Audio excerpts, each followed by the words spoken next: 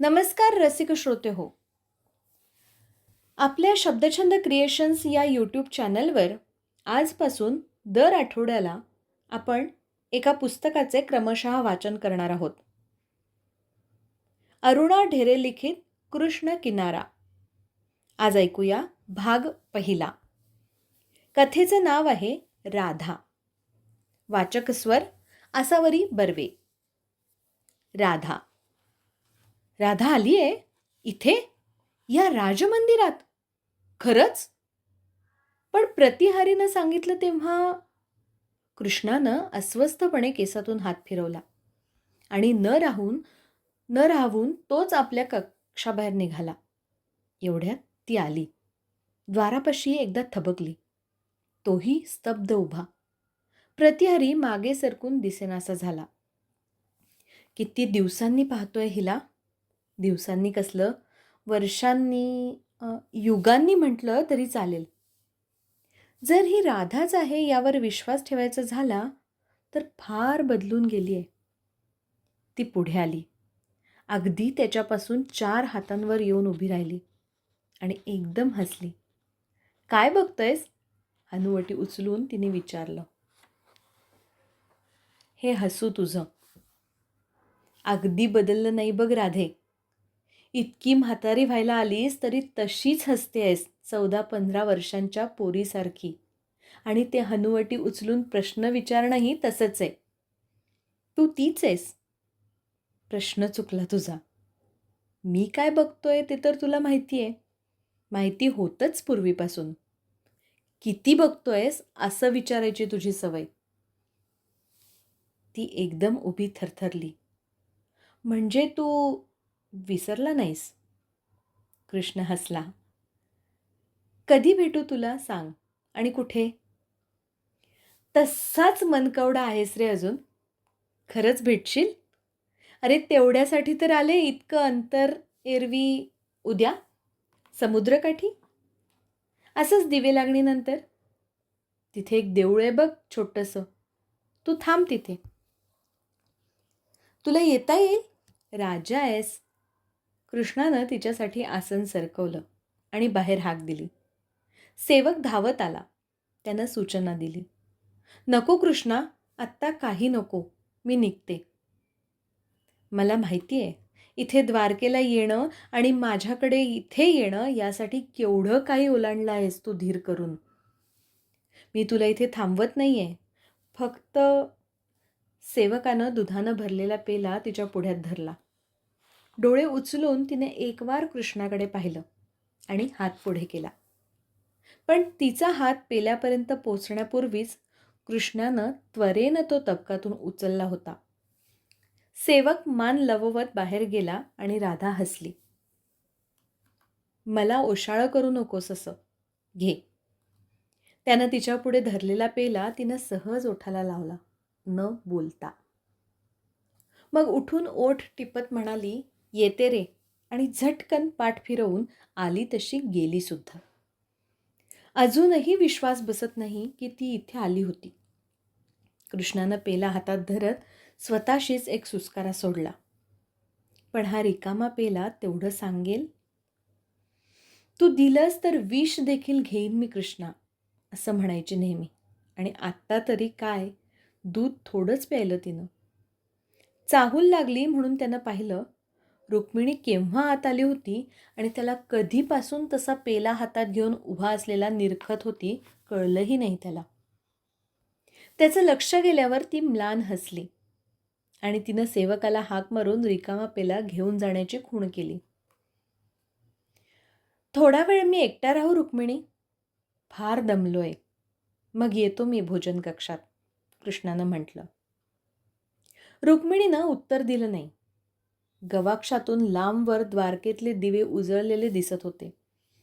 समुद्र समांतर पसरलेली ती चिमुकली नगरी लक्ष दिव्यांनी चमचमत होती. पाण्यावर दाट काळोख होता आणि तो लाटा लाटांनी द्वारकेवर पसरत होता. हवेला त्याची एक किंचित कडू, किंचित मिरमिरती अशी चव होती जणू. गवाक्षातून काळ्या वाऱ्याचा एक झोत झण्ण दिशी आत आला आणि रुक्मिणी शहारली. अर्धवट अस्वस्थपणे, अर्धवट आश्चर्यानं तिनं तिच्याकडे पाहणाऱ्या कृष्णाशेजारी बसत विचारलं, कालिंदीवरून वाहणारं वारं कसं असायचं हो? या वाऱ्यासारखं कडू आणि खारं तर नक्कीच नसेल ते. नव्हतंच ते असं. ते नेहमी निळंशार असायचं. काळं नव्हतं कधी. गर्द गर्द निळं आणि त्याला वास यायचा एक प्रकारचा. अगदी हलका पण गोड वास. कसा होता ते सांगता नाही यायचं. तो गोडपणा काही निराळाच होता बघ. पण एकदम तू हे का विचारलंस आत्ता? कारण आत्ता इथे आले ना, तेव्हा इथल्या हवेत मला एकदम एक काहीतरी वेगळा वास आल्यासारखं वाटलं. कसला ते कळेना. इतकी वर्ष इथे आहोत आपण, इथली हवा मी ओळखते ना. आत्ताही वारं आलं आत, तेव्हा इथलाच नेहमीचा कडू आणि मिरमिरता वास होता त्याला. चव होती तसलीच. पण इथे पाऊल ठेवलं तेव्हाचा वास वेगळाच होता. कोण आलं होतं? रुक्मिणीनं केसाचं बंधन सैल करत विचारलं. अगं हे काय अजून तुम्ही आज जेवायला येणार नाही आहात हे मला ठाऊक आहे. तुम्हाला मी आज का ओळखते म्हणून मी इथेच आणायला सांगितली आहेत फळं आणि दूध. तिनं हळूहळू सगळा शृंगार उतरवून केसातली फुलं काढली. मग डोळे मिटून पडलेल्या कृष्णाजवळ येत म्हणाली, सांगा ना, ती कोण होती? मी आले तेव्हा प्रतिहारी नव्हताच जागेवर. रागवावं म्हणून इकडे तिकडे पाहिलं. खाली तो कोणाला तरी वाट समजावून सांगत होता. मला फक्त पाठमोरी दिसली ती. वेशावरून काय कळणार? कोण होती? राधा, कृष्णानं उत्तर दिलं. पुन्हा त्या 2 शब्दांचा अस्पष्ट उच्चार करताना रुक्मिणीचा श्वास मध्येच अडकला. वीज झोंबावी तशी तिची अवस्था झाली. हातापायातलं जणू बळच गेलं. आधारासाठी हात धरावेत तसे हात हवेतच हलवून ती खाली बसली. कितीतरी वेळ लागला तिला पुन्हा गेलेला धीर गोळा करायला. कृष्णाचे डोळे मिटलेले होते. आपल्या नवऱ्याकडे ती पाहत राहिली. हाच तो, ज्याच्यावर वेड्यासारखं प्रेम केलं होतं आपण. सगळी लाज, सगळी मर्यादा सोडून ह्याला प्रेमपत्र पाठवलं होतं. हा आला आणि उचलून नेलं मला सर्वांच्या देखत रथात घालून. तेव्हा माझ्यासारखी भाग्यवान जगात दुसरी कोणीच नव्हती, नाही का? रथाचे दोर खेचून धरणारा याचा सावळा सकंकण उजवा हात, त्या हाताचे ते ताणलेले स्नायू, तो तकतकीत ताठपणा, तो डौल मला याहून काही नकोच होतं आणखी. पण मागाहून कळलं की तसं वाटणं ही फक्त एक अवस्था होती आयुष्यातली. मला पुष्कळ काही हवं होतं हे नंतर कळलं. ती धुंदी असे तो मी याला देखील माझ्यासारखा धुंदावलेला समजत होते. नंतर जाणवलं की तसा नव्हता तो.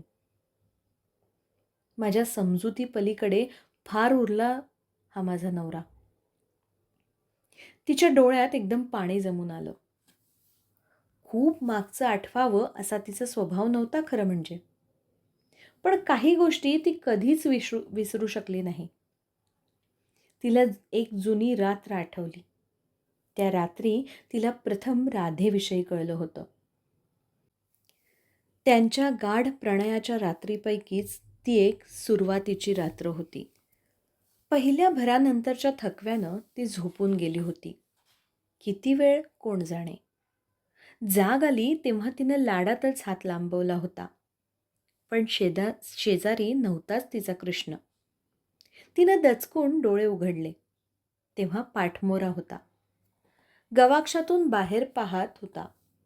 तिची हाक ऐकून तो आश्चर्याने वळला आणि मग पुन्हा तिला प्रेमानं जवळ घेत थोपटून निजवू लागला. तिनंही सुखावून त्याच्या कुशीत शिरून डोळे मिटले होते तेव्हा. फक्त डोळे मिटून घेताना त्याचा जो चेहरा तिनं क्षणभर पाहिला, त्या चेहऱ्यावर होता एक अतिकोवळा भाव. जन्मभर लक्षात राहावा असा भाव. दुःख नाही म्हणता यायचं त्याला. ते काय होतं कोण जाणे. पण ती तिला झालेली राधेची पहिली ओळख होती हे तिला मागाहून कळलं. तशा कित्येक रात्री तिनं त्याला पाहिलं होतं. एकट्यानं अंधारात विरघळताना पाहिलं होतं. पण तिनं त्याला कधीही काही विचारलं नव्हतं. विचारण्यासारखं काही नव्हतं म्हणून विचारलं नव्हतं. एवढंच कशाला, राधा या शब्दाचा उच्चार त्याच्या इतकाच तिलाही कधी सोपा वाटला नव्हता. दोघांपैकी कुणीच तो शब्द कधी उच्चारला नव्हता, अगदी आजपर्यंत. नाही, एकदा आपणच उच्चारलं होतं हे नाव, फक्त एकदा. कृष्णासमोर नव्हे, द्रौपदीसमोर. रुक्मिणीनं श्वास घेऊन त्या आठवणीचं ओझं पुन्हा एकदा उचललं. तेव्हा द्रौपदीसमोर ती तिच्या लाडक्या नवऱ्याचं कौतुक सांगत होती. किती खुळी होती तेव्हा ती. तिला वाटत होतं की कृष्ण सर्वस्वी तिचाच आहे. तिचा आणि तिच्या प्रेमाचा अधिकार सहज हसून मान्य करणारा कृष्ण. द्रौपदीला हीच समजूत खुलवून सांगता सांगता ती एकदम थबकली होती. तिच्या लक्षात आलं होतं की तिचे शब्द द्रौपदी ऐकतेय खरी, पण तिला ते सगळं बहुधा खरं वाटत नाही आहे. तसं ती म्हणाली तेव्हा द्रौपदी गडबडीनं हसत म्हणाली होती, तसं नाही, तुमच्या आत्मविश्वासाचं उलट कौतुक वाटत आहे मला. किती तृप्त आहात तुम्ही. नाही द्रौपदी, मी तृप्त नाही. कधीकधी असं वाटतं की आमचं प्रेम, आमचा शृंगार, आमचा संसार हे सगळं तसं फार हेवा करण्याजोगं असूनसुद्धा कुठेतरी काहीतरी चुकत आहे. काहीतरी निसटलंच आहे माझ्या हातून, रुक्मिणीनं सरळपणे म्हटलं. द्रौपदीचा चेहरा किंचित बावरला. जे माझ्या हातून निसटलं ते हिला मिळालं आहे. थोडंसं मिळालंय हिला, रुक्मिणीला जाणवलं. पण तिनं थेट विचारलं, आत्ता तुझ्या मनात काय विचार आलाय द्रौपदी? खरं सांग. तिचा, जिनं कदाचित फार पूर्वीच आपल्या पदरात सगळं बांधून घेतलंय. तू राधेबद्दल तर बोलत नाहीस ना पंचाली? रुक्मिणीनं विचारलं होतं आणि त्या विचारण्याच्या धक्क्यानं ती स्वतःच अगदी चकित झाली होती.